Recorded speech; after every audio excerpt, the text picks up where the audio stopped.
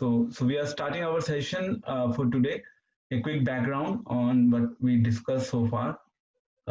So yesterday we were talking about what is religion of love, and we discussed three topics there. One, we had a brief discussion on the subject of God, very brief discussion. Otherwise, we can possibly try to take a complete session on the subject of God itself. But in the interest of time, we just had a quick overview on the concept of God. Then we discussed about religion. Then we talked about love. Then we mentioned how love can be expressed via medium of exchange in terms of by rendering some services. So, and then we finally, in summary, we presented the three steps when we talked about sambandha, abhideha, and priyojana. So, in sambandha means we all have a relationship with God, and then we spoke about abhideha. Abhideha means the process, how we can revive the relationship with God, and then third is Priyojan. The Priyojan, what is the Priyojan of that reviving that relationship is to reawaken the love that all of us have naturally within us for God. When we talked about the perfection of life is Prema Umartho Mahan, meaning thereby is ultimately we all need love. That's we all need love, and the ideal and the topmost love that exists, be it in this material world or in the spiritual world, is love to God, the expression of our love to God. So now we are gonna discuss on the process aspect when we talked about abhideha. Abhideha yesterday when we were concluding, we talked about abhideha, that we'll be discussing what abhideha means and how it is related to today's topic. So today topic, as you all know, what is yoga for modern age? So there are two things which are again critical in today's topic, as you can see from the topic itself. One is the word yoga itself, and the second is modern age. So these are the two critical words, and we will be discussing about it today in detail. Uh, because as many of us know and as many of us see in the society, that yoga is one of the very popular and hit subject matter, be it youngsters, be it middle-aged group people, be it older section of the society, and everyone has some or other interest in this yoga, the concept of yoga. And over last few years, it has really picked up rapidly, and people are having very much, you can say, attraction towards it, and people really like it. So then we will be talking about it, what does it really mean, and from where it has actually originated. We'll also discuss about the meaning of the term yoga. What is the meaning of the term yoga? We'll be discussing that point as well. Okay, so we are starting. Let us get into the first slide. So a general misconception about yoga. Different people have different understanding about the term yoga. Uh, we know people do a lot of exercises in the name of yoga. People stretches out their bodies in the name of yoga, and uh, they use it for their health purposes. We will get to the part how far it is right, how far it should be, it should be used in the proper direction. We'll be talking about that part. So it is basically yoga is a word coming from our Vedic text, ancient Vedic text. And yoga is a word not only just being used in the Eastern world, but it is also being very much used and promoted and practiced all over the world, not just the Eastern world, but if you talk about the Western world also, the term yoga is very, very famous. So yoga is basically coming from yuj dhatu. In Sanskrit, we have different dhatus. So it's like from where the word is originating. The word yoga is coming from yuj dhatu, which means to unite, means uniting two things together. Now, a lot of people do yoga for their own health purposes. Now, let us see uh, what is exactly what is the exact meaning of the term yoga. So, when we say yoga, it's a process of linking ourselves with the supreme. Because you say yog means uniting or jodana in Hindi. So 1 + 1 is equal to 2. So we basically, by the process of yoga, the yoga is designed in a manner as per our ancient Vedic scripture that we basically unite ourselves with God by the process of practicing yoga. Now, now when we say uniting ourselves with God, it is again a very complicated or a difficult term. How do we unite ourselves with God? When we unite ourselves with God, if I tell you on a very uh, on a very uh, on a very deeper platform, it's like merging the desires of God with your desires.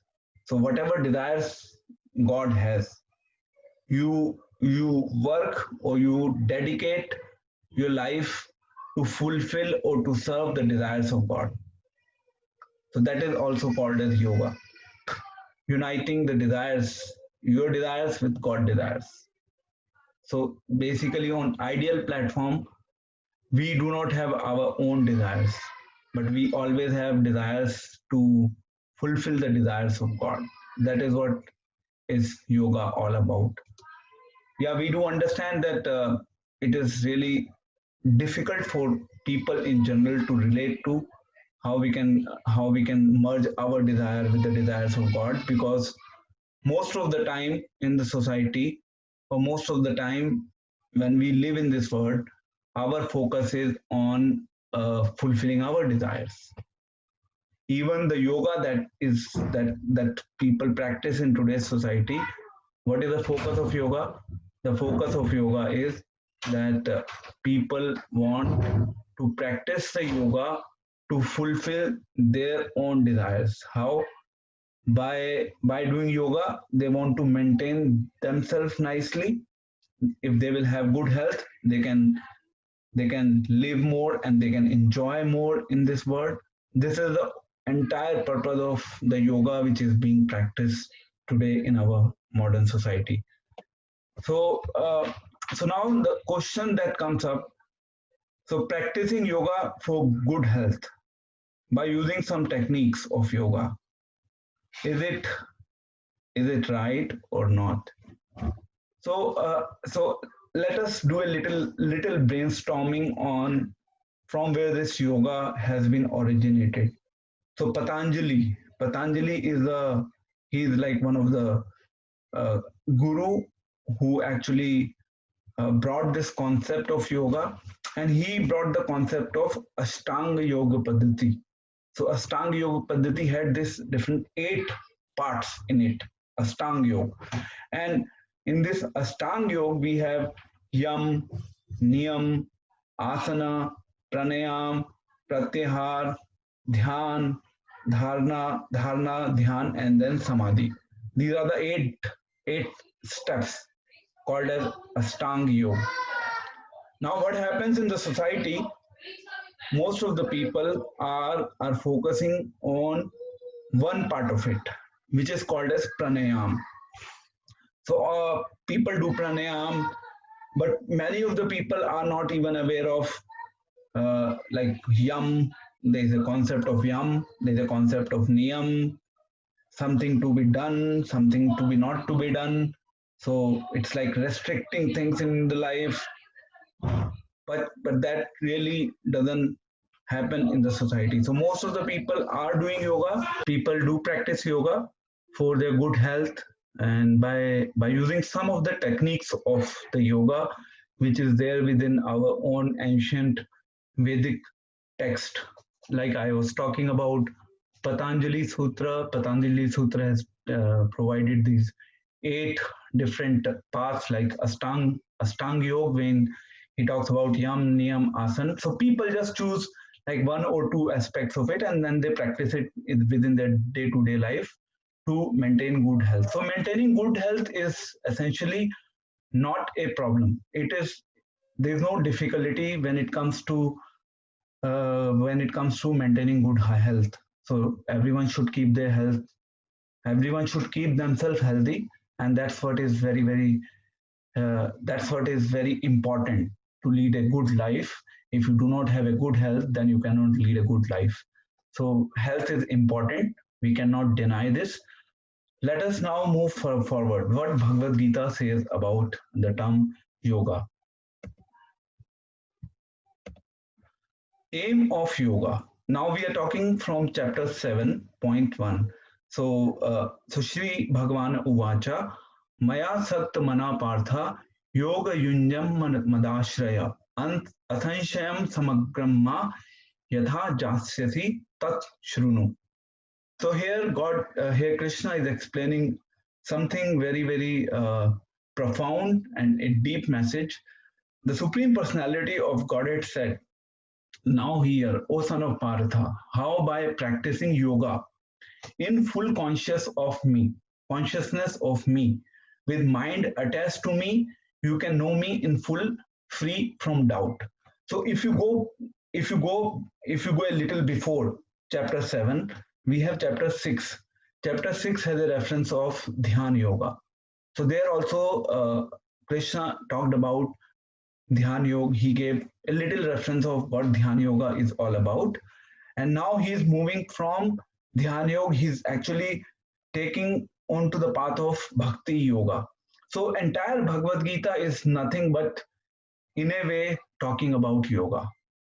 And now there are different ladders to yoga, there are different levels at which people practice yoga.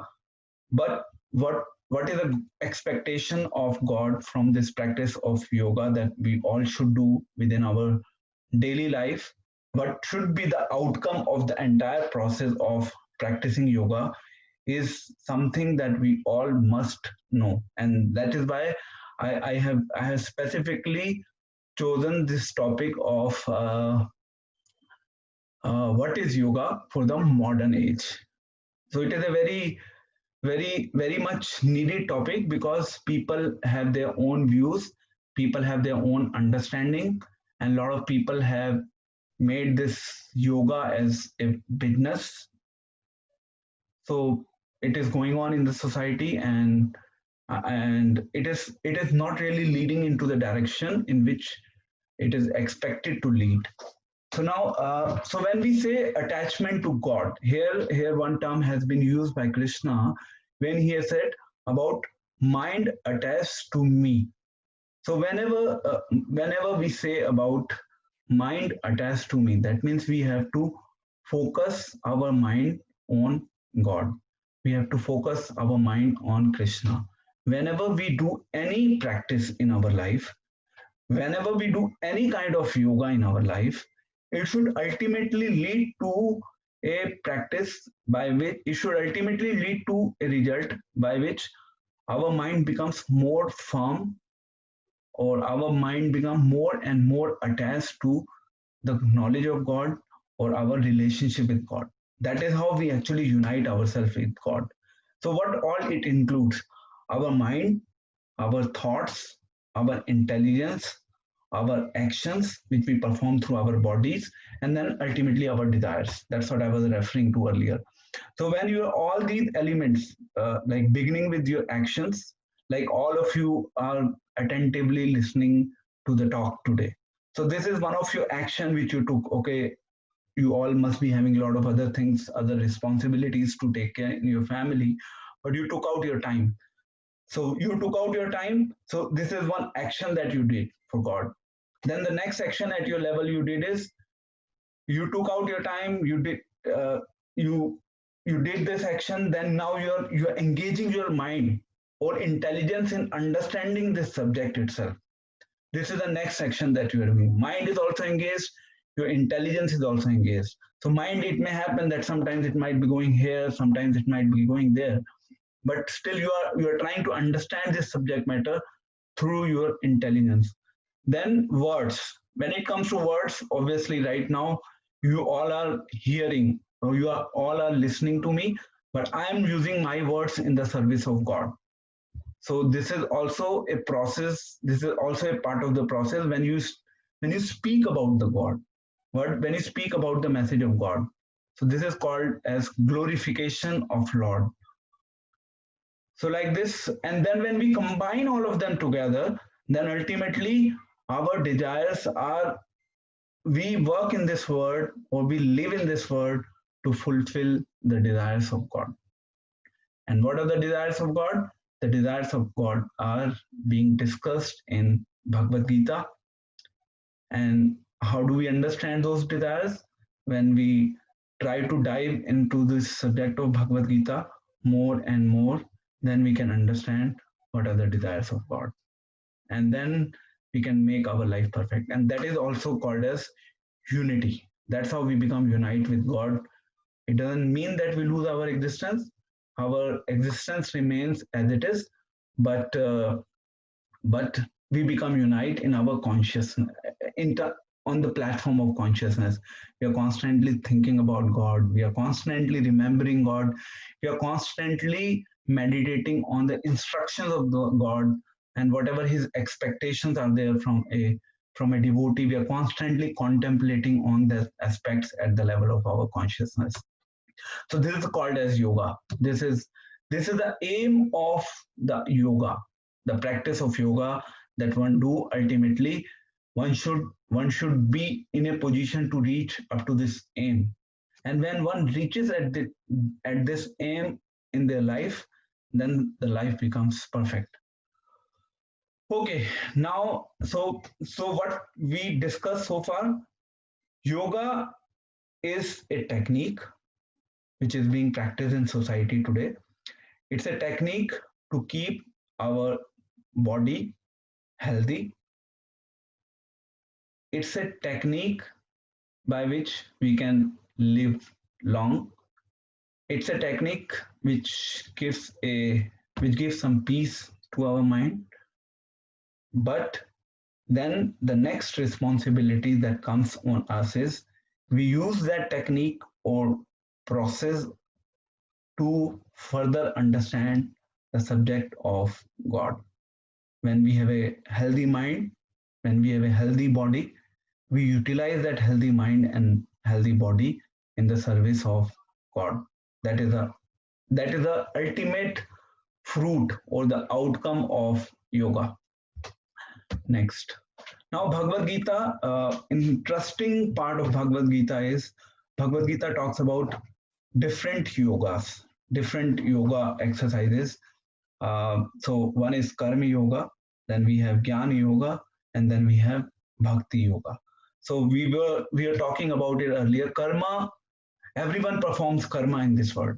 The day we are born into this world, from that day itself we start performing karma. And the day we leave this world, then okay, we at this bodily platform we do stop performing karma. So every living entity is doing karma 24 hours a day. So now people think, okay, karma means when you are doing your duties, that is only karma. It doesn't mean that is only karma. Karma is, even if you're not doing anything, still at least mentally you are doing something. You're thinking about something. And whatever you are thinking, that thinking pattern is creating a pattern. That thinking pattern is creating something next for you. So these are called as the repercussions or the rippling effects of the process of karma, because the cycle of karma is very vicious.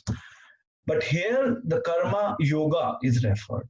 When Krishna talked about karma yoga in Bhagavad Gita, Krishna is talking about the karma by which we can link ourselves to God.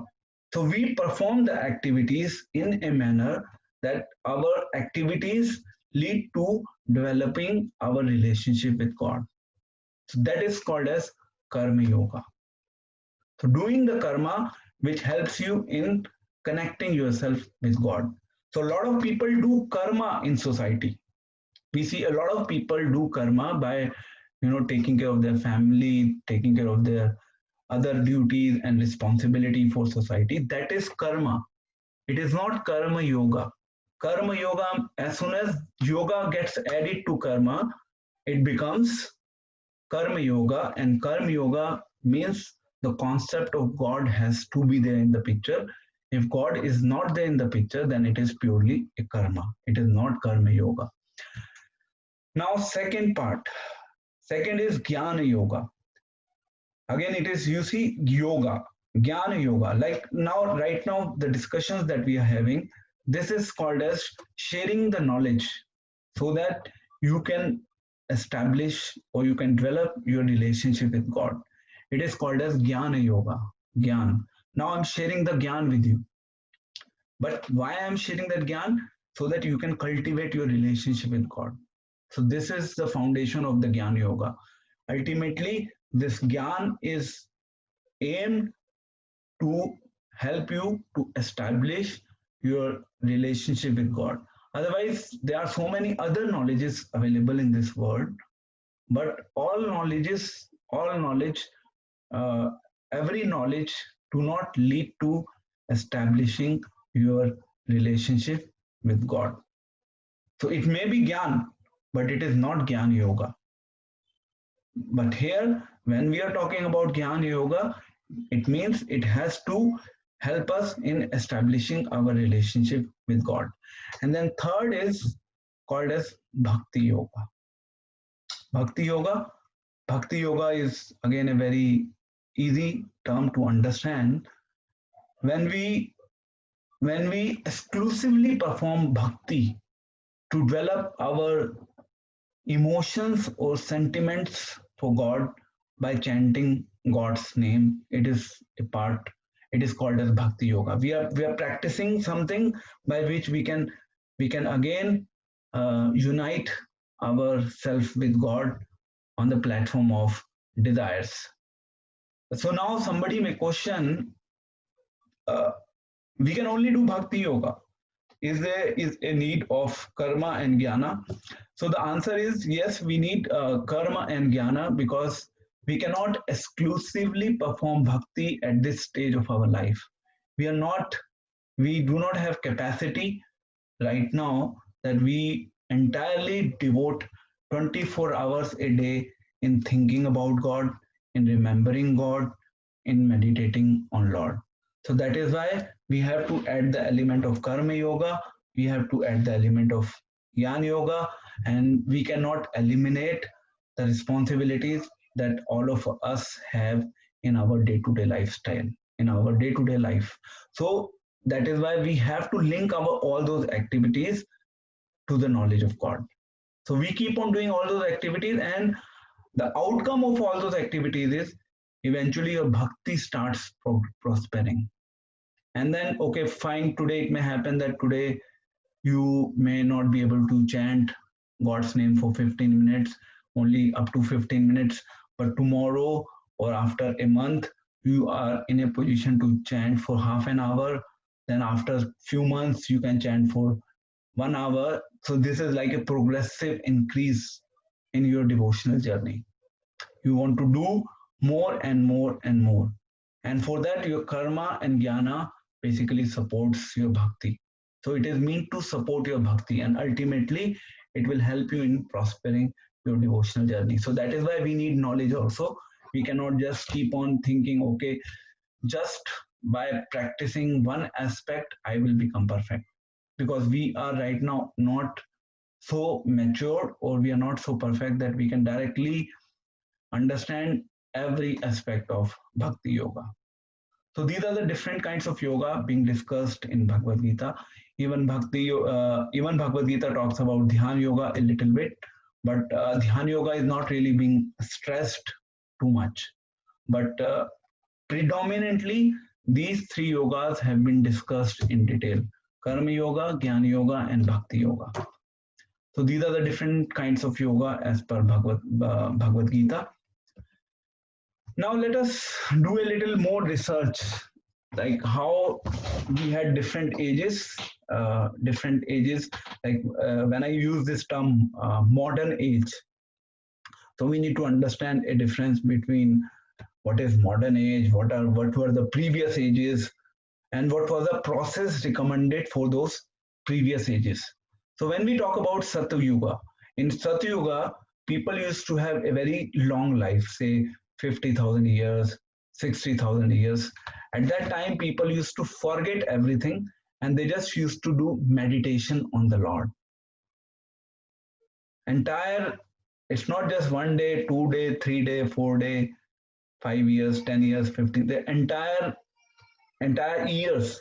Once they used to sit on the meditation and they used to just keep on meditating and they used to forget everything. You can see from this picture that person's body also we cannot really, he has forgotten his body because he is meditating on the Lord.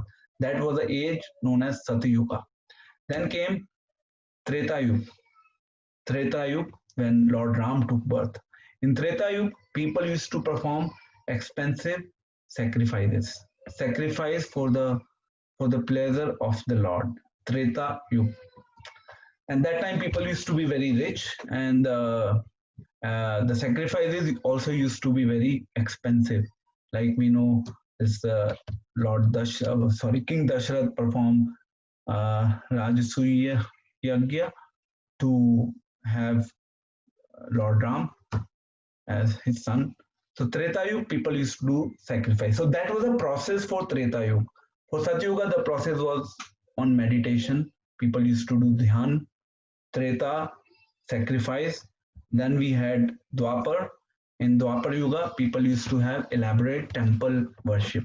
So people used to construct big temples, and then by constructing temples, people used to do elaborate worship, deity worship. The concept of deity worship was very prominent in Dwapar Yuga. So right now we are at the age or the juncture known as Kali Yuga. Kali Yuga. Kali Yuga is also known as the modern age.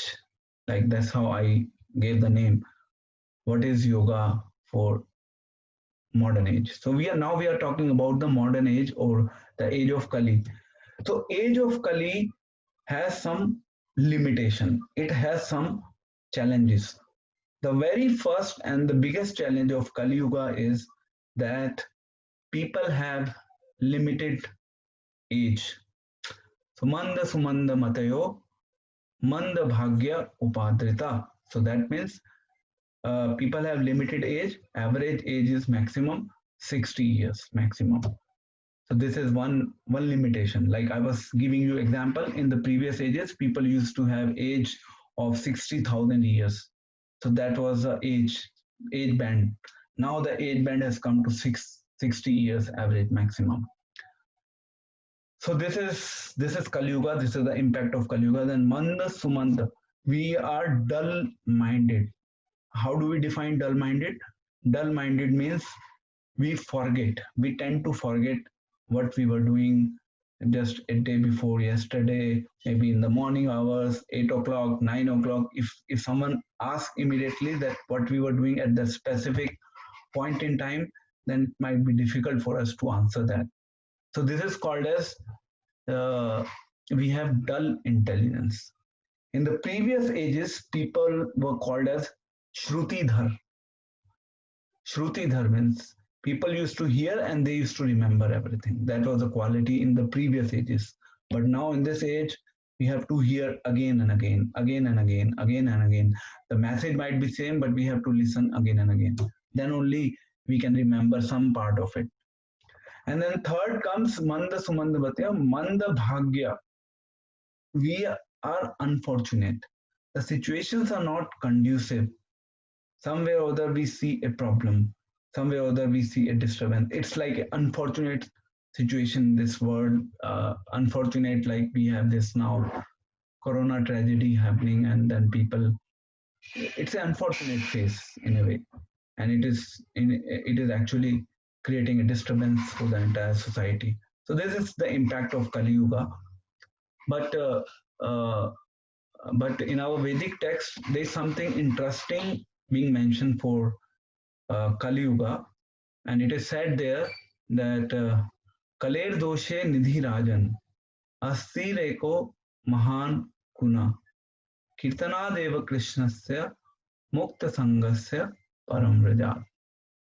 So there it is said as Kaler doshe nidhi rajan. It is no doubt that there is no doubt that Kali Yuga is full of defects. Kaler doshe nidhi rajan. Astir eka mahan guna.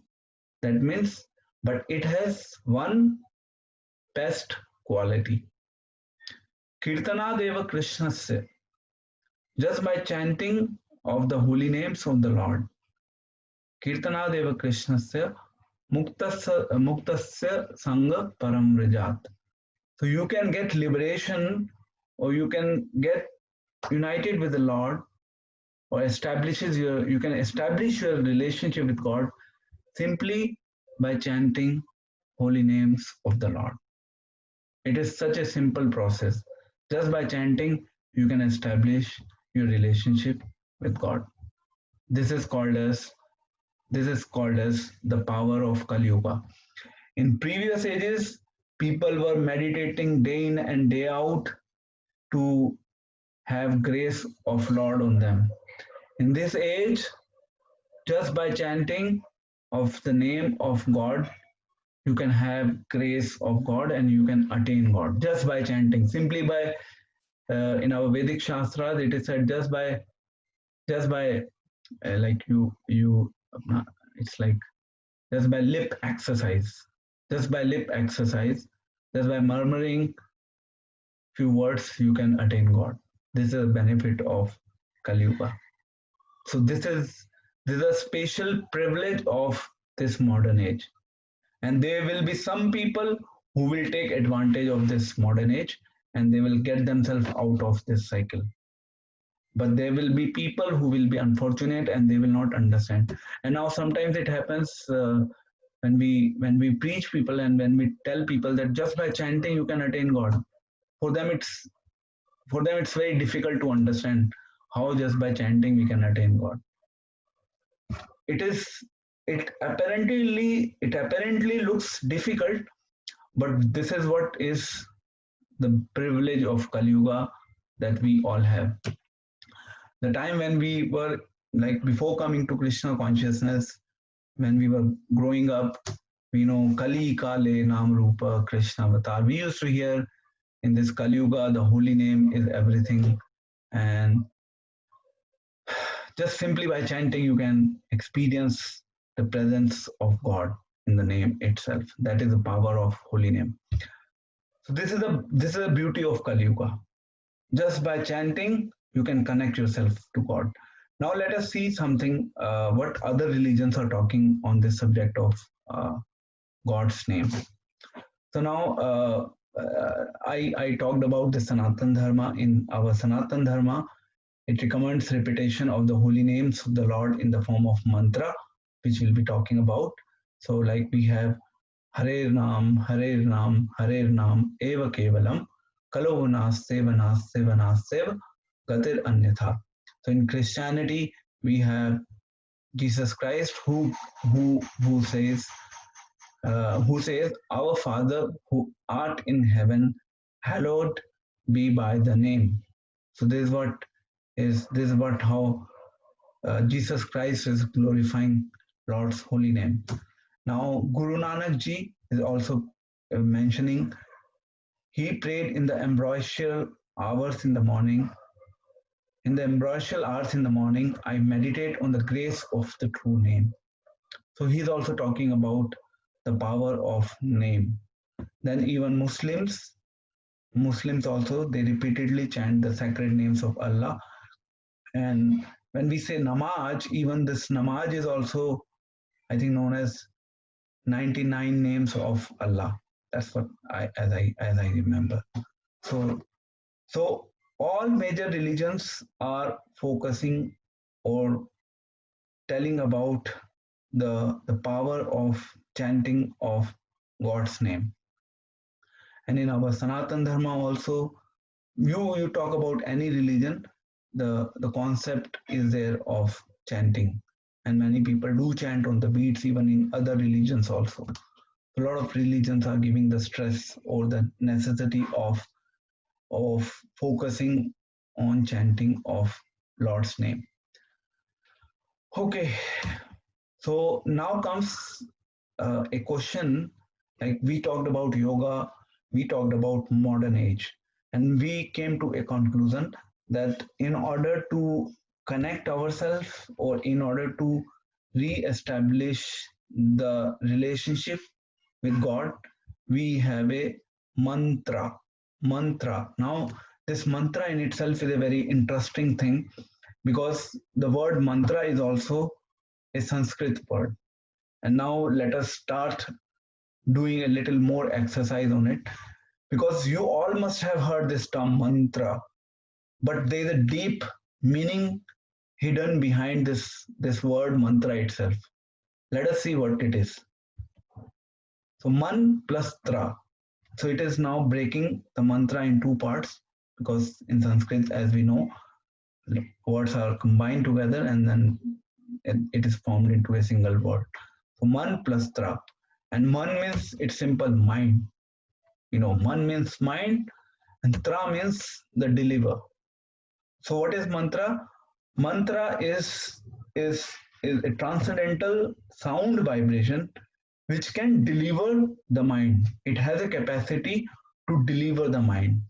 Now, deliver the mind means deliver from what? Now, somebody may ask, okay, fine, deliver the mind. Deliver from what?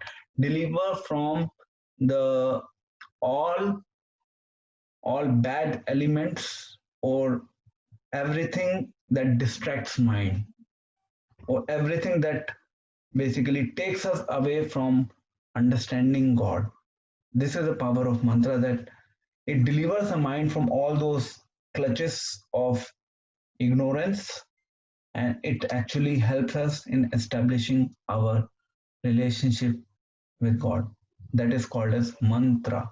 So it helps in delivering the mind against whatever is there in terms of a bad element which can create which can be an obstruction on the path of our spiritual journey because ultimately the entire game is of mind. Everything within this our own life rests on mind. What we think from our mind, what we want to do from our mind, we think through mind, and if mind is perfect then everything is perfect.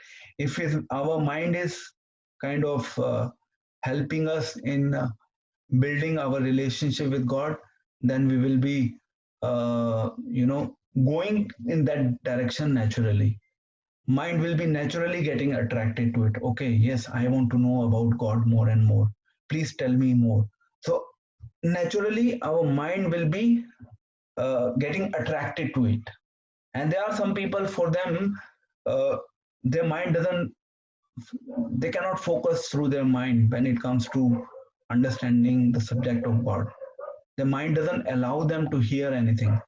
Their mind doesn't have the capacity to store any knowledge about God. But what mantra do? Mantra helps us to get uh, helps us in overcoming all these challenges. It helps us from that. We do not get distracted. Our mind is ready to accept the knowledge. It's like right now, right now our life is like it has become our mind has become very hard because it is difficult for us to restore that knowledge. But by chanting the mantra, our same mind becomes soft and it can now easily restore or keep that knowledge in our heart. And then we can uh, actually build a relationship with God. This is what the mantra is all about. And that's why mantra is a very powerful thing in any religion that you may profess or you might be professing. If you are professing any religion properly, then mantra will have its own effect. Okay. Now, what are the benefits of chanting the mantra? You can see these are the different pictures. Now, what happens? All of us, when we are living within this world, we do commit a lot of sinful activities. And even though we are engaged in devotional service, still the tendency to commit sinful activities remains. We keep on doing the sin. We keep on doing the sin. You can look at the different examples here. If someone is drinking, how that person is being tortured by Yamadutas in hell. He is being given this uh, क्या बोलते हैं तपता हुआ लोहा. It's like a water and being liquid being put in the mouth. Who is drinking? People who want to have sex. What is their situation? How they are forced to have sex with the fire. Then people who eat non-veg. How it. These are the different pictures to just show that some way or other we all commit sinful activities. Now, when we chant the holy names of the God, because we all have a backlog of sinful activities. So one is we have backlog. Another is our life is designed in a manner that we keep on committing sin. So what we do, okay, fine, we commit sinful activities, no problem. Let us chant the holy name of the Lord. By chanting the holy names of the Lord, we will get freedom from the reactions of the sin. Sin will happen. We will do sin. As we will be walking on the road, we'll kill so many living entities. So we'll keep on committing sinful activities. But what is the advantage? If we'll keep on chanting the name of the God, then we will not get reactions of those sinful activities because we have dedicated our life to God. It doesn't mean that we stop. It doesn't mean that we keep on doing sin to the extent we want. It doesn't mean that. We want to do sin, but no, it's not that we want to do sin, but we somehow, when we live within this body, sin happens. So the solution is okay, no problem. You try to do less sin, and in parallel, you chant the names of God so that you don't get reactions of the sin that you are forced to commit, even out of non-willingness to commit those sins. Okay, next, relief from unwanted drives and habits. We know that we all are slaves of our desires and our own thoughts. So sometimes we get carried away by the flow. We want to do something, we are forced, we want to do something because our mind is again and again going towards that object. We have a desire to enjoy this world, and we get ourselves indulged into the bad habits. Sometimes, like youngsters, I've seen even the youngsters, they get into smoking, they get into drugs, then they do not want to do it, or it's like a force which drives them into that direction. They really do not want to get into that direction, but it's a force which basically pressurizes them to get into that direction. So what happens when we chant this mantra? When we chant the mantra, the effect of chanting the mantra is that we do not get entrapped into these habits. We are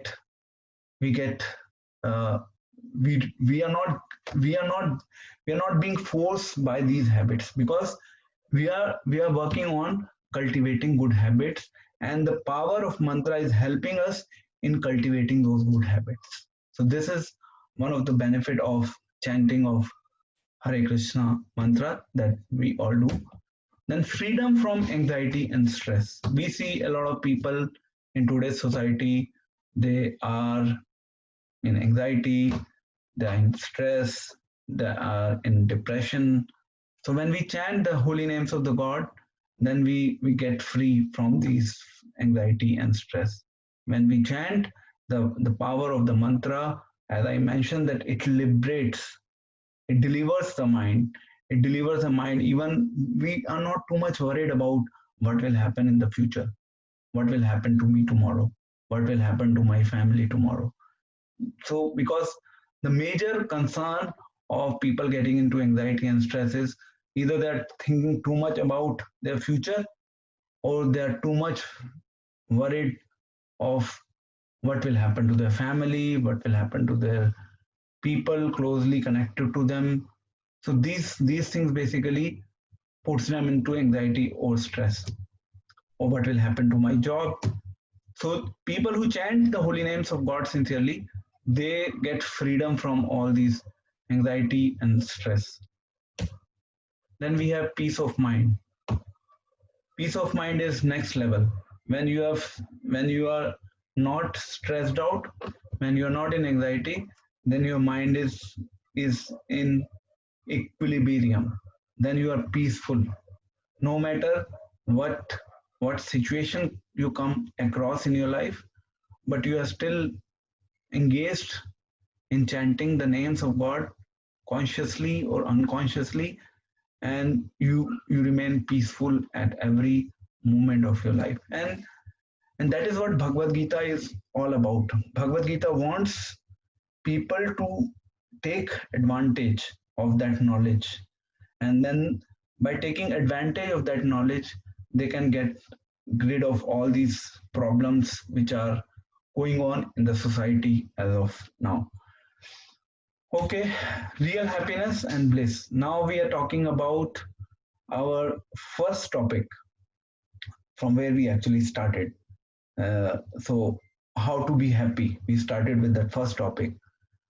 So, real happiness or bliss. When we are chanting the holy names of God, then we are not too much attracted by the happiness of this world. We start experiencing happiness in the holy names of God. And when we start experiencing happiness in the holy names of the God, when we become free from stress and anxiety, when our mind becomes peaceful, then we start experiencing bliss. This is, you can say, the next level. So being in bliss, being in peaceful state, or being free from stress and anxiety, these all are the different levels. These all are the different ladders. And when you become deeply engrossed into experiencing bliss in your life, then you don't want that bliss for you anymore. Then you want to share that bliss with others. And that is why you sacrifice your time in life, you invest your energy to help others to understand that message. Because you know that, see, it's like most of the people work on selfish platform, but the path of yoga, the path of true yoga practice will take you from selfish platform to a selfless platform. That is what uh, that is what ultimately Bhagavad Gita is teaching all of us. We don't have to just stuck ourselves in fulfilling the needs of our life. We ultimately have to get out of the zone from the selfish lifestyle to a selfless lifestyle. So, and in that process, when we keep on doing things for other, then God recognizes us, and then God actually he also becomes indebted to us because of our expression of love for God. I was talking about expression of love yesterday. So this is how devotees express their love for God, by doing some action for God, because they know that if they will glorify God, then people will take it forward. So this is an opportunity, like I am conducting this workshop, it is an opportunity for me to glorify God. And when I'm glorifying God, and I'm sure that if you will apply these things in your life, it will help you in your journey of your life. So this is what uh, essentially yoga is all about. Yoga ultimately What is the meaning of yoga? Yoga means that we have to understand the desires of God, and we also have to mold our desires in a manner that we work on fulfilling the desires of God. It is called as merging of desires or uniting the desires of God desires with our desires. Whatever God wants, we are looking forward to fulfill the desires of God. Okay, so this is a deeper aspect of yoga. And when I talked about yoga, which people practice in today's society, maybe many of you also might be practicing. So it is fine to practice that, but we also need to understand that we need to keep good health so that we can do good service for God. Don't just keep good health for yourself. Keep good health so that you can understand the mission of your life. Okay. Now coming to the practical advice section. Practical advice is first, be in association of devotees so that you can gain regular knowledge, stay in contact with devotees.